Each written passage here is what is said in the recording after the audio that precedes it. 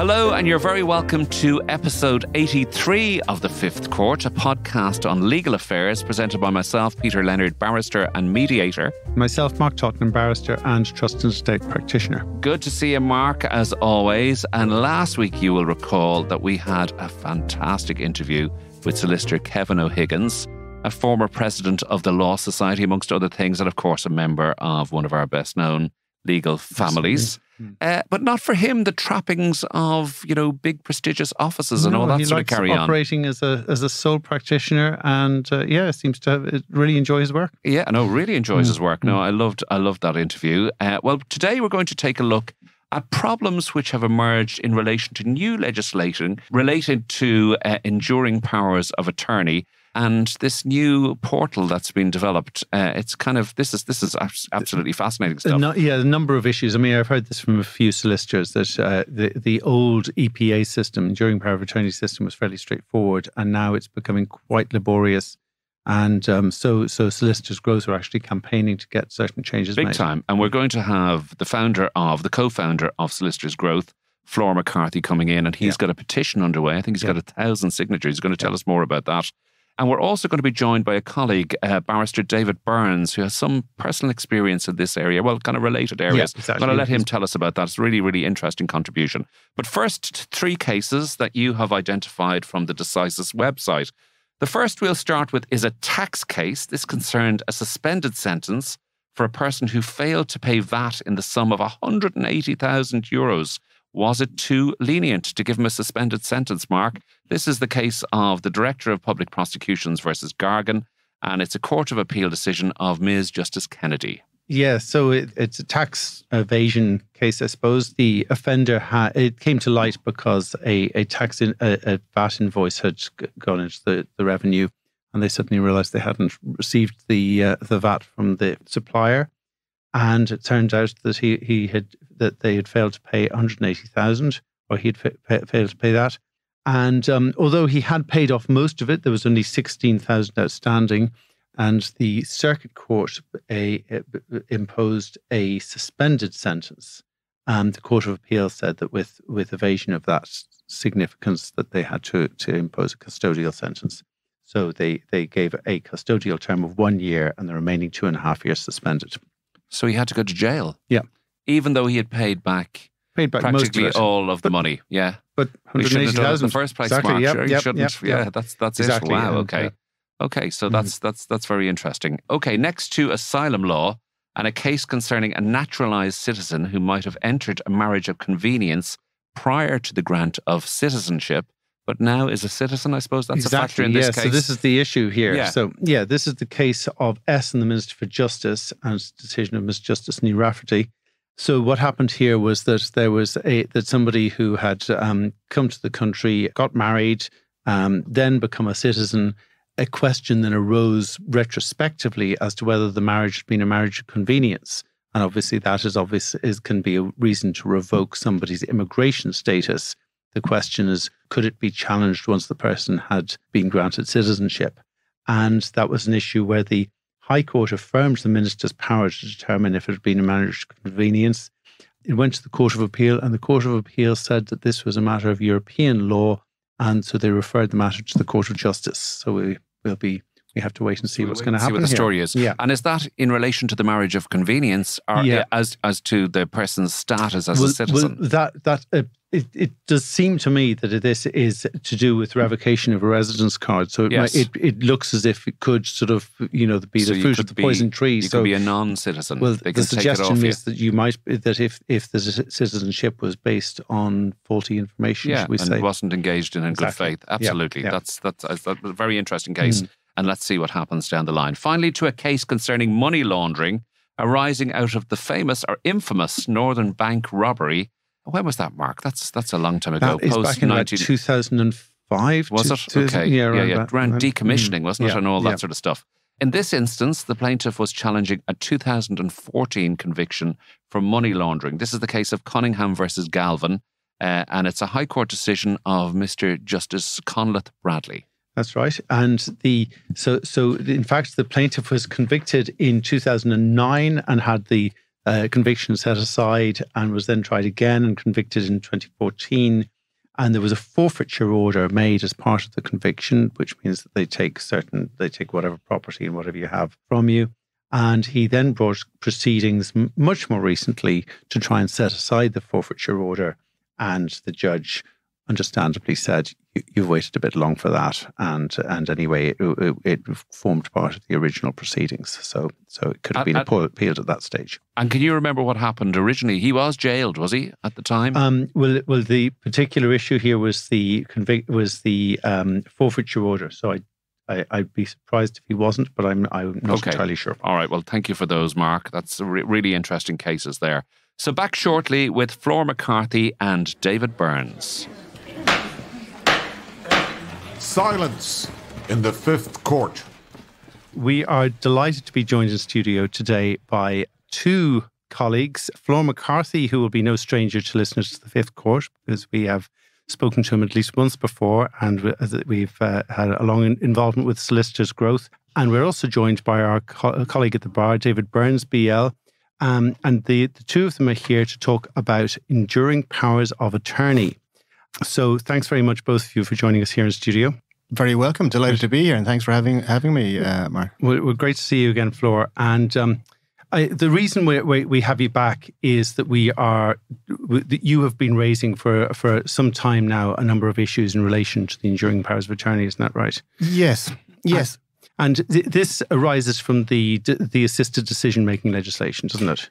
That's correct. And can you briefly outline to our listeners, first of all, the purpose of enduring power of attorney, and then what the difference is between the old regime and the new regime that's come in under the new Act? Okay. Well, essentially, an enduring power of attorney is a document you can create while you have capacity, when you're in a position to, manage your affairs for yourself. You can create what's called an enduring power of attorney. Nothing happens when you create the enduring power of attorney, but if you lose capacity subsequently and you're no longer able to take care of your affairs, the enduring power of attorney kicks in at that point, and then somebody who you've appointed, you've chosen, is able to look after your affairs for you. So this is commonly done when people either reach a certain age or when they're in the early stages of something like Parkinson's or Alzheimer's, and they realize that there's a very strong likelihood that they won't be in a position to make decisions about their affairs. Yeah, I would recommend it something that anybody should have in place, frankly. But absolutely, the circumstances you outline would be the most common ones in which somebody would do this. And it's essentially kind of an advanced planning exercise where you can say, look, okay, this is like this could unfold, this could happen to me, and I want to make sure that the person I've chosen is able to take care of my affairs for me. They're able to look after, do whatever needs to be done, so that I'm not going to be depending on some other agency to do that. And when you say do what needs to be done, we're talking not just about issues to do with their personal property and things like that. We're also talking about things like, and we'll be coming to this with David, issues to do with medical decisions. Isn't that right? Well, actually, no, because enduring powers of attorney don't, and specifically can't, deal with medical decisions. And this was probably a kind of a lacuna that was there prior to the current legislation. What we have now, in addition to enduring powers of attorney, we have what are called advanced healthcare directives. Sure. And it's kind of what we would kind of, in common parlance, call a living will. And that's whereby you can set out and say, look, these are treatments that I do not wish to have, and designating somebody then who can make decisions in relation to medical treatment on your behalf. Two distinct documents, but okay. I mean, so enduring powers of attorney deals with personal affairs, your property. Was there not something under the old EPA regime whereby whereby there was a medical decisions? I mean, I suppose we had a kind of a gap in the system, but the enduring power of attorney would have always specifically not dealt with medical directly. Enduring powers of attorney can deal with personal welfare decisions, so where you live, your household affairs, your what you eat, and all that kind of stuff. But the actual medical decision-making was outside of the remit of enduring powers of attorney always. Sure. Mark, can I just come in there for a second, Flor, just about the practical realities of setting up an enduring power of attorney. I have, not often, but I have been involved in certain cases where there's contention. Mm-hmm. An enduring power of attorney has been set up, solicitor has established this, and then it is questioned down the line. So you as a solicitor arranging an enduring power of attorney, how careful do you have to be? Like how many boxes do you have to tick to say that when this person sets this up, this is exactly what they want to happen? down the line. This is really the crux of what we're all talking about today, Peter, because there's High Court decision of Miss Justice Baker, as she then was in the High Court in a case of SCR in 2015. And she set out very clearly there exactly what needed to be done when a solicitor was involved in the creation of an enduring power of attorney.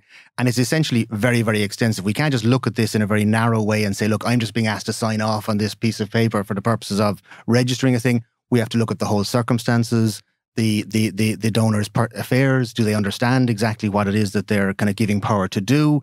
Because it's in creating an enduring power of attorney, you're giving complete and utter power in relation to all of your property and affairs. So it's always been more complicated than executing a will, hasn't it? Because you have to get your certificate of capacity and you have to notify two people of the fact of making it. Isn't that right? Even under the old regime. Yes. I mean, a will could always be created just there, in the presence of two witnesses, and the will then is stored until, and it may never be used, it may be revoked in the meantime. The enduring power of attorney was always a more complicated procedure whereby you have to get a statement of a medical practitioner to say, first of all, that you have capacity, and second of all, a statement of a legal practitioner to say that you understood fully the document that was being created. And then, of course, you have to give notice there are notice parties that you have to notify under the old regime, and that has changed now as well under the new regime, but you still have to give notice on the creation of the enduring power. So just in relation to that, who do you have to give notice to?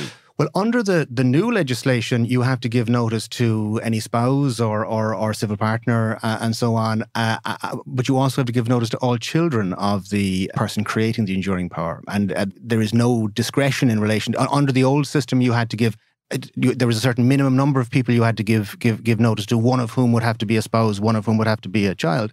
Under the current legislation now, all children have to be notified. Yes. And that can be problematical because, unfortunately in family situations, sometimes family members can become estranged, and there can be, a child can actually be... And I suppose that's the bit. I mean, people who are not involved in this and who are listening from a distance will think, not every family agrees. And it is it a problem, Flor? I mean, obviously, the most wonderful thing is a family comes together and says, look, our loved one is having difficulties and we need to make preparations for the rainy day. Mm-hmm. And everybody gets behind this. Solicitor is brought in, medical advice is given, which says, yeah, this person is not fully in control of their own affairs. So everything would be wonderful, but it's not always like that.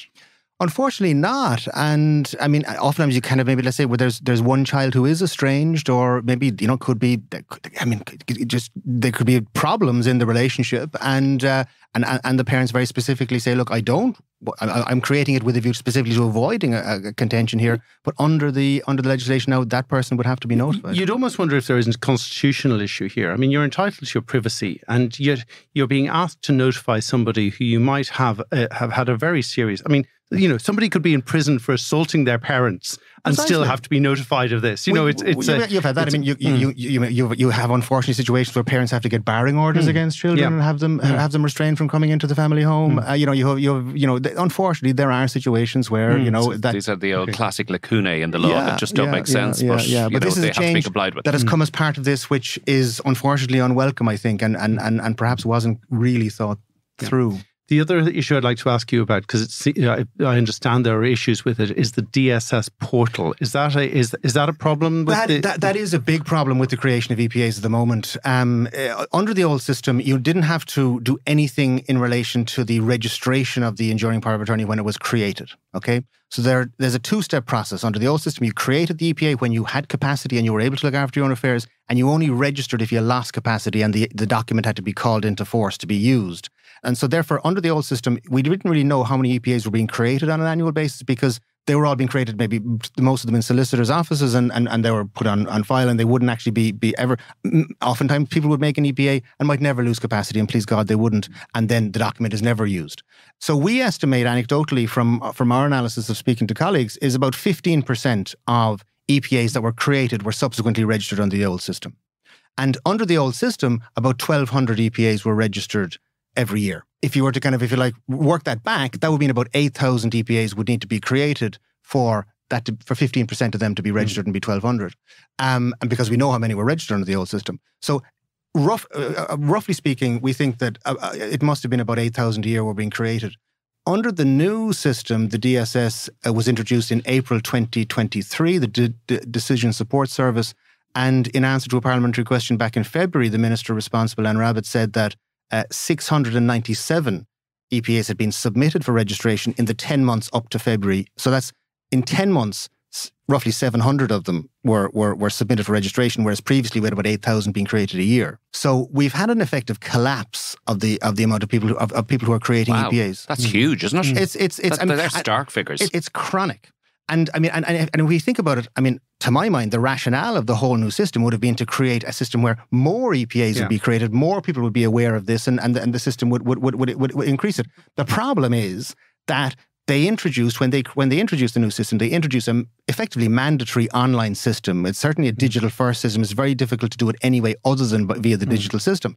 And this system is for particularly older people, more vulnerable people, using the online system is extremely off-putting. You have to have a mygov.ie account. You have to have a public services card. You have to be able to, you have to be quite proficient in using it to do it. And you can't get a legal professional to help you with it. And just before we move to David, I mean, it's worth pointing out that if there isn't an EPA in question and a decision has to be made concerning the property of a person who's lost capacity, the only alternative is wardship, isn't it? Well, again, the new system. The new system has dispensed with that, so it's brought in. But you would the equivalent now of that is what's called a decision-making representative would need to be appointed by a court. So I mean, so effectively, this autonomous system where people were managing their own affairs in advance, and having control over that themselves, has now effectively been stopped broadly, and we'll be left in a situation where people who are not making EPAs now could potentially lose capacity and have no alternative but to go to court to seek to appoint a representative. Right. Now, David, you are looking at this from a different perspective, I think, because you had a personal experience in relation to your own family. I wonder if you could just outline to our listeners what your family's experience was. Yes, thank you, Mark. I had advised on EPAs as a practitioner. These discussions come up maybe in commercial context as well for lenders. They want safeguards put in place if a key person is incapacitated. I suppose it only touches home really when it hits your own doorstep. But my wife's dad, Bill, my father-in-law, he went into hospital in September of 2022, and it turned out after some agonising waiting times that he was diagnosed with bladder cancer, stage 4. Of course, so many people who are listening to this know what that experience feels like when news like that comes in from a family member. And the last thing you're thinking of really at the early stages is who's going to make all the big decisions down the pipeline. And even at the early stages, your focus is on the loved one to keep their mind right, keep them strong. You're trying to learn as much as you can about whatever the ailment is in that particular case. And it doesn't always have to be a terminal illness, of course. It can be a sudden accident, a road traffic matter, it can be anything. But between September and Christmas was a very difficult period of time. And we did manage to have the discussion about implementing or executing an EPA granted under the old system, the Enduring Power of Attorney Act of 1996, where you had that little bit more autonomy. Again, you still needed a solicitor to advise the donor, as it's called, the person executing the EPA, on what precisely the legal implications are. You still needed a medical doctor to sign off on issues of capacity, all important safeguards. Managed to get that over the line, all of the notifications out as needed. And at the time, under the 96 Act, there was also a prescriptive statutory instrument as a form that you had to follow almost religiously as such. And it was all set out for you. And away you went. And the donor executed it. And of course, you hold on to it. You don't go to register it until maybe it looks like the person might lose capacity or will likely lose capacity or has indeed lost capacity. During that time frame, you're met with all of these things that is your biggest fears. There's procedures in the hospital. There's moving around of beds and wards. There's all the delicacies. There's in and out of capacity issues. For example, with cancers, and I learned this just through this experience, that when hemoglobin levels drop, for example, capacity starts to drop until there's a blood transfusion. And suddenly it's like the next day we started calling him Lazarus. He's back to life again, sitting up, eating his tea and toast, making decisions, feeling good. And then, sometime later it could be, boom, gone out of it again, in and out of different treatments where they're trying to balance the pain medication.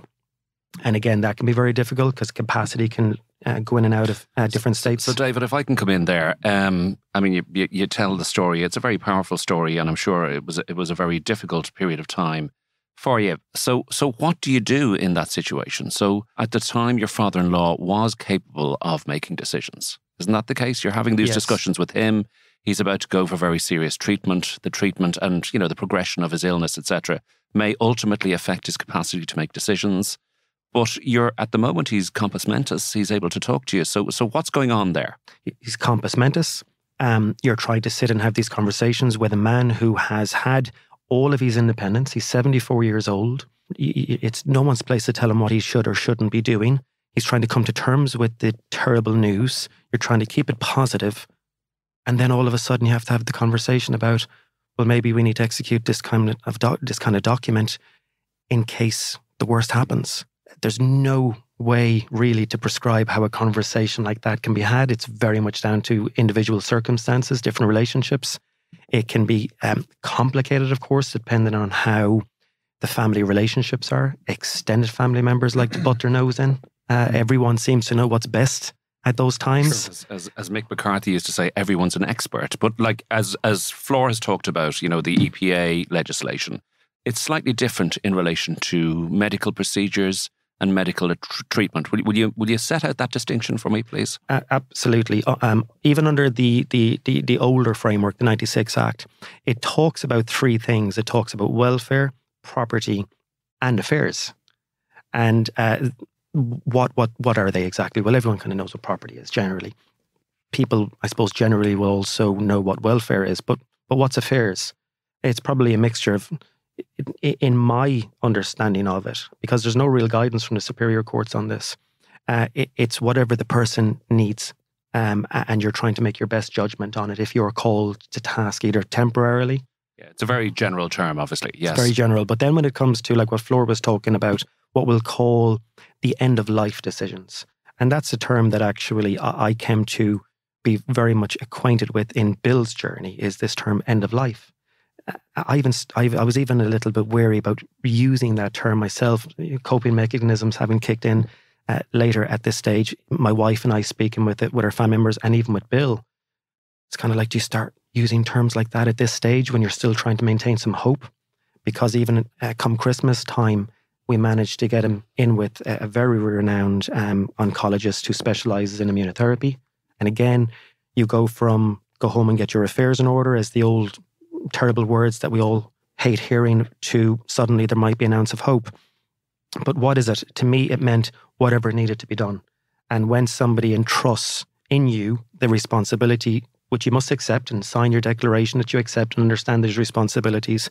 In my case, I was appointed as attorney. So you as son-in-law? As son-in-law. Yes, okay. And that might sound strange to some families. Not necessarily. In this case, it's not always just about who is the best, say, member in the family who perhaps is the most caring, if that makes sense. Like my wife would have been perhaps the default. In Bill's case, he and my mum's wife were subject to a separation agreement for over 20 plus years. Thankfully, fantastic relationship still. We would have spent Christmases together even though they were formally separated. But we decided, having had this discussion as a family, that Peta, Olivia's mum, and I would go as joint attorneys, jointly and severally. And for listeners, what that means is that we can either act together or individually. And why is something like that important to consider? Well, I mean, something could happen to me if I was And the practical realities of that. Like, when are you called in to make a decision? There's no bright blue line on that one. And that's what makes this But give us a context. Difficult. Well, I suppose a power, when it's registered, becomes effective in law. And at the point of when you make the application to register, now at that point it says in the guiding documentation that, okay, now you can start making decisions while you're waiting for it to be registered. So there's a distinction between executing a power of attorney and registering it. And in between that period of time, you can be called upon at different times when it seems like someone almost seems permanently lost capacity. And like what I'd said earlier on with Lazarus, as we had begun to nickname him the consultant and all, you come in the next day and suddenly he's back. And the point being that you are in a position to make decisions even though the EPA hasn't been registered. So the EPA has been executed. You are able to take the view yourselves that he's lost capacity, and there are certain decisions you can make even though you haven't got the necessary certificate to register it and say he has permanently lost capacity. Yes, strictly according to law, you don't have the legal decision-making power until you make the application to register. Right. Between that point and when it's formally registered. But in reality, the way it works, and of course, just because somebody is an enduring power of attorney doesn't mean that it's always best just to sort of take over the show.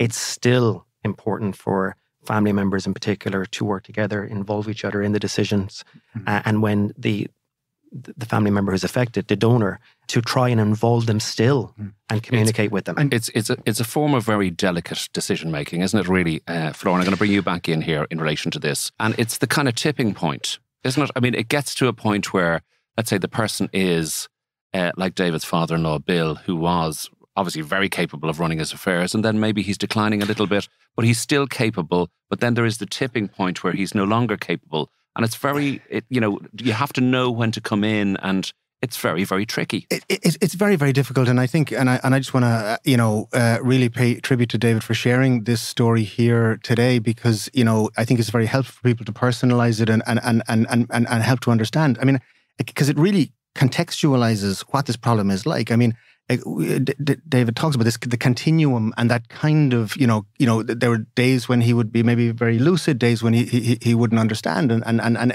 we have to take people as we find them, and again, we also then have these complicated kind of, what remit does the enduring power of attorney have? Is this a medical decision, or is this what are affairs, welfare? There's a number of different things crossing over.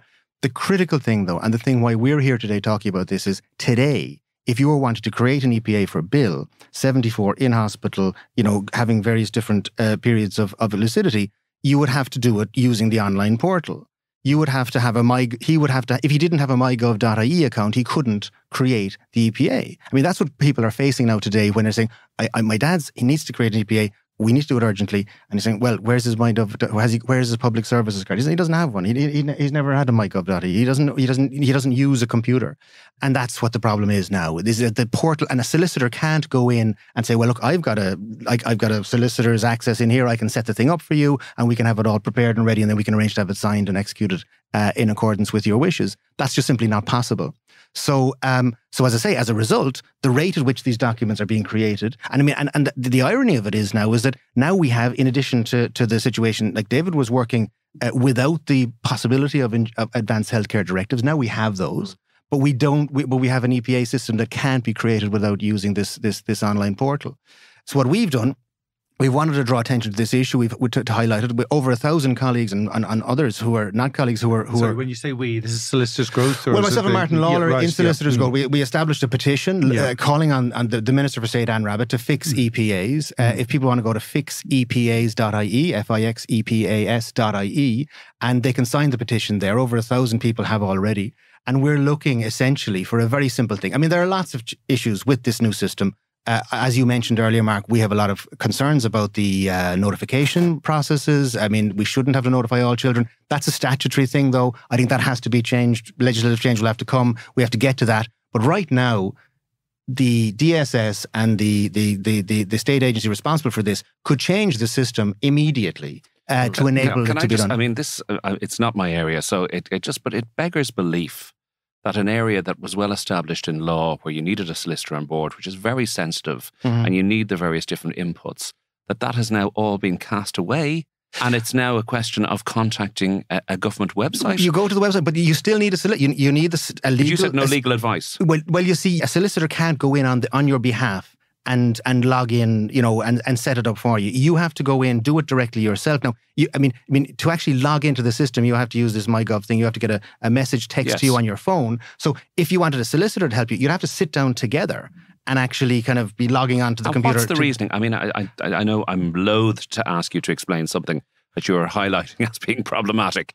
But I mean, where did this come from? Well, we don't know. I mean, the problem is there was no consultation with the profession in relation to this until the portal was introduced in April 2023. I mean, you'll remember, this is the Assisted Decision Making Act 2015. Yes. You know, it's taken 8 years to actually bring it into commencement. The first we heard of a portal as a profession was when it was launched at the end of April last year.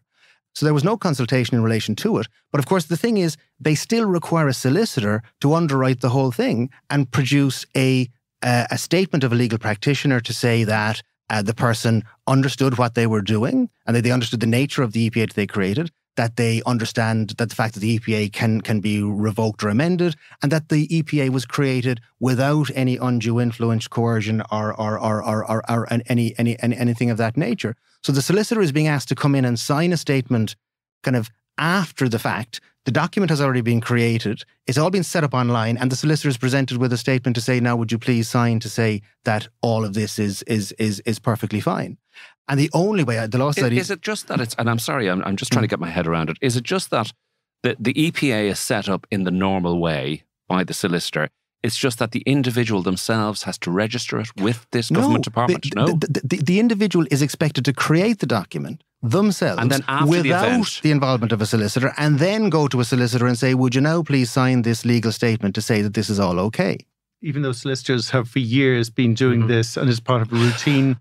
Well, I mean, the law study has issued practice direction in relation to this. We've had guidance from it last May in 2023. The most recent one is in February of this year. And they have stated that, I mean, the clearest way in which a solicitor can say this is all okay is to be involved from the beginning to the end of the process. Absolutely. Yeah. Because, I mean, as soon as you step over, it's this whole thing of Dorn Delaney. The solicitor isn't the conduit pipe who is expected to just say, look, okay, I'm going to take a blinkered approach and just, sign this little piece of paper. You've got to look at the whole thing and sit down with the person and say, come here, do you understand what you're doing here? Do you understand the fact that you're basically giving power of attorney over all of your assets? Just to put that in context, Flor, and what you said a moment ago, in my case, Bill executed his EPA in the hospice.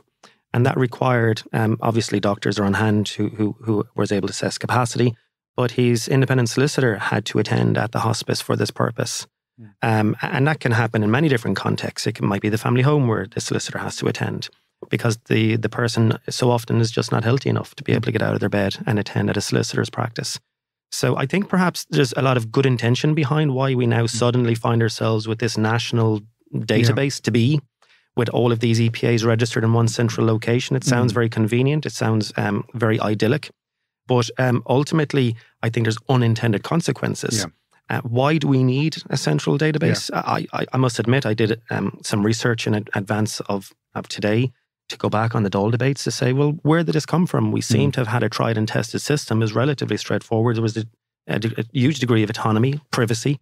It doesn't seem to have come out of anywhere, really, other than perhaps some general terms, sensible and all as they are, to say, well, EPAs can get lost, damaged, destroyed. Sure. At least if they're registered in one place, you can call on them when they're needed. Fine. All of that makes sense. But definitely there's an unintended consequence now, a barrier, so to speak, that's now making it difficult. And can I just ask about advanced healthcare directives? If you're executing one of those, is there a similar requirement, or is that a more straightforward? No, I'm delighted to say that there's a very, very sensible approach in relation to advanced healthcare directives. They're a very simple, straightforward document. They're on the DSS website. You don't have to create them online. You create the physical document. You have to have you execute it in the presence of two witnesses, very similar to a will in terms of the execution requirements, and you can do all that without setting up an online account and so on. Does that simply, I would encourage anybody to do it. It's an essential piece of advanced planning. But does that simply set up what you would like to do in certain circumstances, or does it also give power to a certain person to make decisions for you? It gives power in relation to medical decision making. So you can basically state there are certain, let's say, extreme measures that I would not want to be taken in the event of, that you don't want certain treatments to be given to you. Yeah. You don't want resuscitation or whatever the case may be. And you may say, look, if I'm not in a position to make a decision about a medical question, then I appoint Mark to make the decision for me, and then the doctor will have to say, well, and that doesn't have to be a next of kin or family member or anything. No, the appointment, and again, this gives autonomy to the individual to decide who who they would like to be making decisions on their behalf. It certainly doesn't have any of the same prescriptive requirements now that the EPA has. Yeah. Prior to the new legislation being enacted, the medical care directive was an informal arrangement that was just done out of respect and practice. As we would all be familiar with, people would ask, who's the next of kin? And a lot of people would probably be surprised to hear that it's nothing to do with who's the next of kin. You either have authority to make these decisions on somebody else's half under law, or you don't. Yeah. Okay. So you have to be given the authority. Final question of this topic, because we have to move to our last question. And I also have to ask David about his background, because I haven't met him before, and it's very interesting. But Flor, you have, as you say, 1,000 members in Solicitors Growth. This is obviously something that is exercising your members. I mean, you're the frontline people in relation to this, who are kind of, who are seeing that this is not working. What are you doing about it? Is there a protest? Is there a campaign? Well, is there interaction with the department? What's going on? The campaign, and just the figure of 1,000 isn't to do with Solicitors Growth. There's 1,000 people so far, and we've only just launched it as we speak today. Just a fortnight ago, 1,000 people have signed this petition. We created an online petition looking to ask the minister to make this change, to simply change the system so that people can get professional help in the creation of EPAs for people who want it.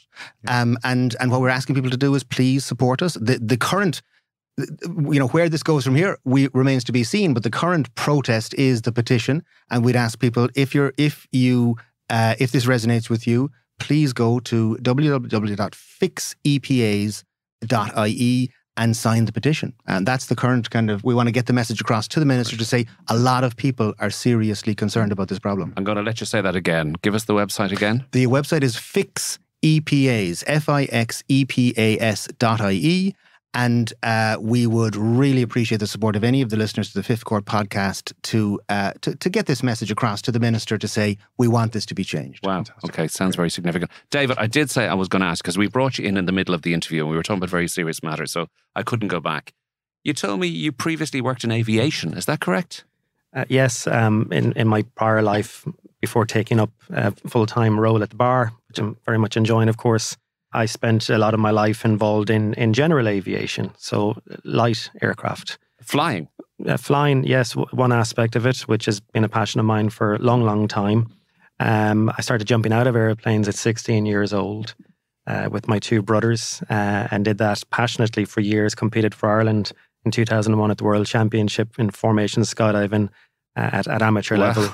Okay. But you gave all that up for law. Well, I did also then I worked as a software developer and did quite well. Can we go back to aviation, please? Sorry. Yeah, that's the boring side. No, the aviation stuff was pretty exciting. And then for my sins, I think it was 2014, I decided to purchase Kilkenny Airfield, which it's been there since the 60s. Wow. So it's a deep passion. Yeah, fantastic. Wow, that's fantastic. Okay, we have a question when we part. We ask our guests. Flor's already had a go at that, so I'm dying to hear his second choice. But have you any books that you'd like to recommend, or movies? I think movies was my choice. Movie, great. I remember when I was studying jurisprudence in the Inns, and you get a couple of points in the exams if you watch the various movies. And 12 Angry Men is the one that I had picked. And I think it's just the all-time classic on how prejudices can be turned around by just having that voice of reason in the room. And I think that's what always has to guide us. Yeah, always a very popular choice. And Flor, have you any books that you're thinking of, or movies? I have to confess, you did tell me to prepare for this question, and of course I didn't do that because I was thinking about EPAs. But the book that I'm going to recommend, and I have a caveat about this, but spoiler alerts prevent me from saying why. But I do recommend anybody to read it. I've just finished it and I thought it's published last year. Paul Murray, The Bee Sting. Yes. Oh, yeah. And that's one that I think is well worth a read. It was, there was two contenders from Ireland, wasn't there? Paul Lynch and Paul Murray. And it went with Paul Lynch and Prophet Song, but a lot of people, I think, loved The Bee Sting. Yeah, no, great choice. Fantastic. Okay, well, Flor McCarthy and David Byrnes, that was fascinating. And thank you very much for joining us here on the Fifth Court. The Fifth Court will adjourn until next week. So that's all from this edition of The Fifth Court. We hope you have enjoyed it. Can I say a huge thank you to both of our guests, Flor McCarthy of the Solicitors Growth Organisation and David Byrnes, a barrister, for coming in and talking to us about these issues that have emerged in relation to the enduring power of attorney. Mark, to be honest, I found this really informative and bizarre. Very worrying, certainly, really if the numbers they're talking about are correct, that the number of EPAs being made could have fallen off a cliff. Yes. Because of the difficulty with the new system. Well, as Flor said, the campaign is up and running to see if they can get something done about this. And, let's see what happens, I suppose. Okay, before we go, I'd also like to say a big thank you to our producer, Conal O'Moroyne, and to Lee Brennan of the Dublin South Podcast Studios for their wonderful work in recording this show. So for me, Peter Leonard. Myself, Mark Tottenham. Thank you for listening, and we'll see you soon in the Fifth Court.